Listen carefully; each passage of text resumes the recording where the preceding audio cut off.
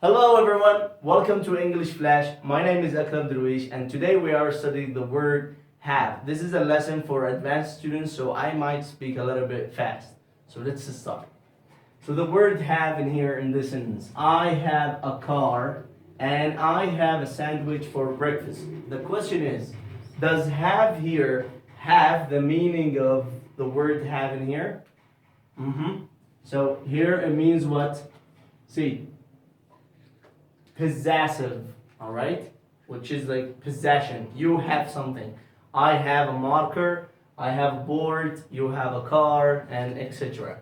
But here I have a sandwich means eat, all right. So here also have in here for actions.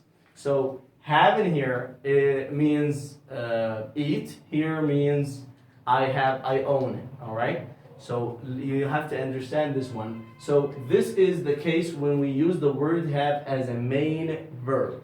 Okay, good. So when you want to make this sentence negative, you can use doesn't or don't. You are advanced, so you know when we use doesn't and when we use don't. All right. So this is when we use it negative. Also, when you use it with questions, the same idea. You will use does or do. Very good. Now let's go to number 2. She has eaten her lunch, or she has eaten her lunch.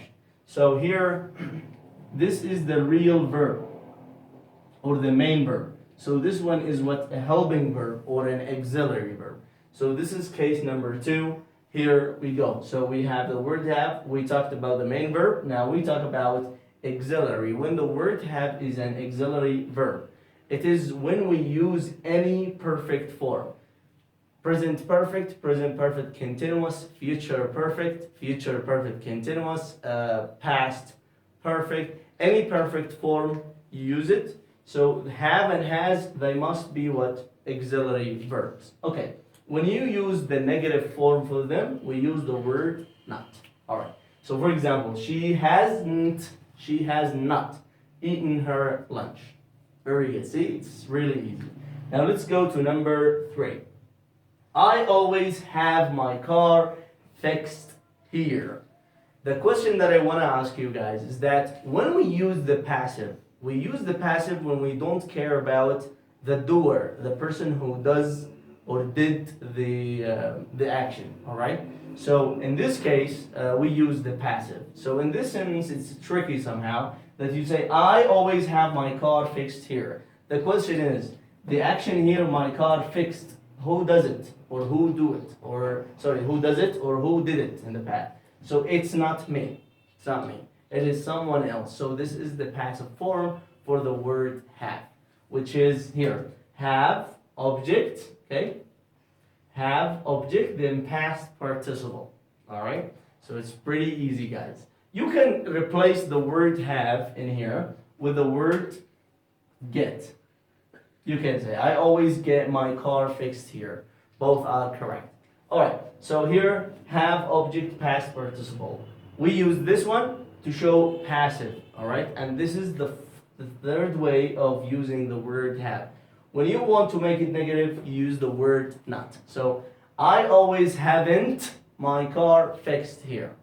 I always have my car fixed there. All right? So let's go to the last one. Okay.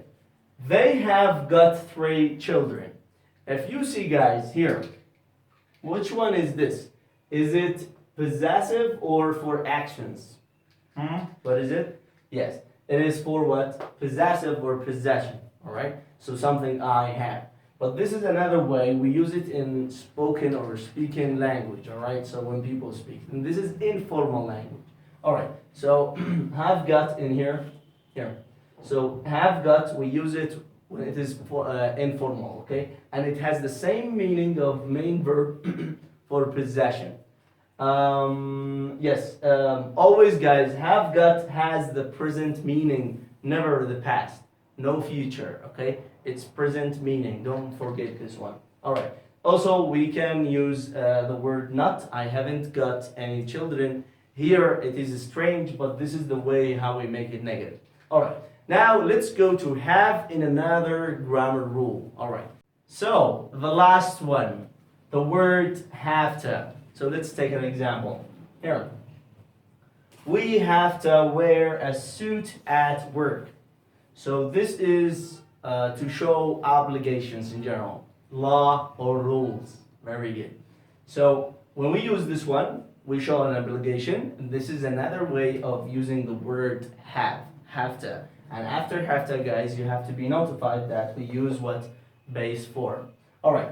So when you want to make this one negative, all right, so we use the word mustn't or must not, can't or not allowed, all right? So this is how we make it negative. There is another way, for example, the word don't have to. This is wrong and it's not the negative form of this. Why? I want you to figure it out and write it down in the comment. So let's go to the other way. So the word have got to. So here, I have got to change my pants. This is another way of using the word have to. It's another form, have got to. Remember, here have got is the same I have. Look, I have a car, I've got a car. It is exactly the same, but this is informal, this is formal. All right, and the same idea here. We have to wear a suit at work. We have got to wear a suit at work. That's all about it. We have only one note. When you wanna make an obligation for yourself or for someone, it's a specific one, not a general one. You can use the word have got to. Exactly in this example, I have got to change my pants. The question is it everybody? Like, does everybody have to change their pants? No, it is only me. All right. That's all about it. That's it. I hope you enjoyed it, guys. Don't forget to subscribe, share, like, and comment, guys, and tell your friends about my channel. See you guys.